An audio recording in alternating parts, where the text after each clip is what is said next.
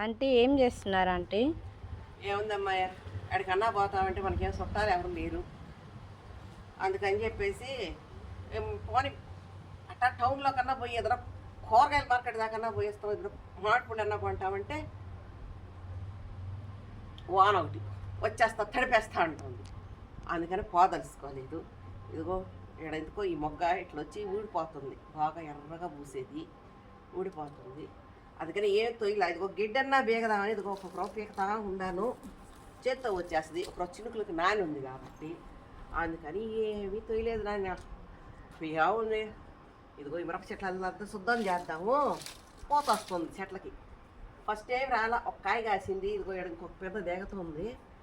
అందుకని ఇదన్నా తీస్తూ ఉంటామని వస్తూ ఉంటా. అంతేగా అంకులేమో బయటికి వెళ్ళాడు, సాయంకాలం కానీ రాడు. 6కి వస్తాడో 7కి వస్తాడో 8కే వస్తాడో 11కే వస్తాడో కూడా మనం అడగడానికి లేదు, వస్తాడు. వచ్చేది మటుకు రావడం మటుకు పక్కా వచ్చేస్తాడు, హ్యాపీ. అందుకని ఏముంది, ఏదేదో పోస్తూ ఉంటాయి, ఏం చేయదు. అందుకని చెప్పేసి ఇదిగో చెట్ల గిడ్డన్నా తీసేస్తుంటాము, మొట్టికేస్తాము.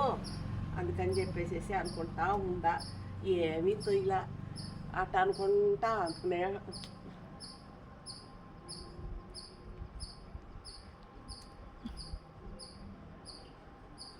ఆంటీ మీకెవరు బంధువులు లేరా ఆంటీ?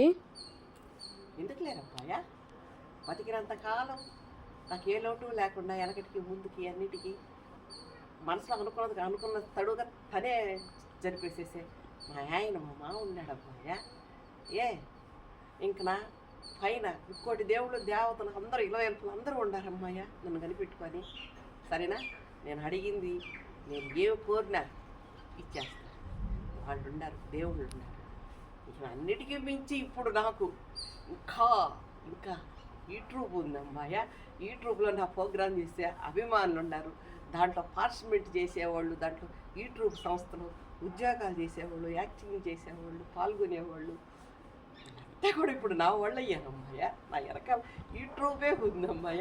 ఇంకే నా ఈ ఆనందాన్ని మీరు చూస్తున్నారు కదా, నా ఆనందాన్ని మీరు మీ ఫోన్లంతా చూస్తారు కదా, మీరు ఈ ఆనందాన్ని చూసేవాళ్ళంతా లైక్ సబ్స్క్రైబ్ చేసుకోండి, మర్చిపోవద్దండి.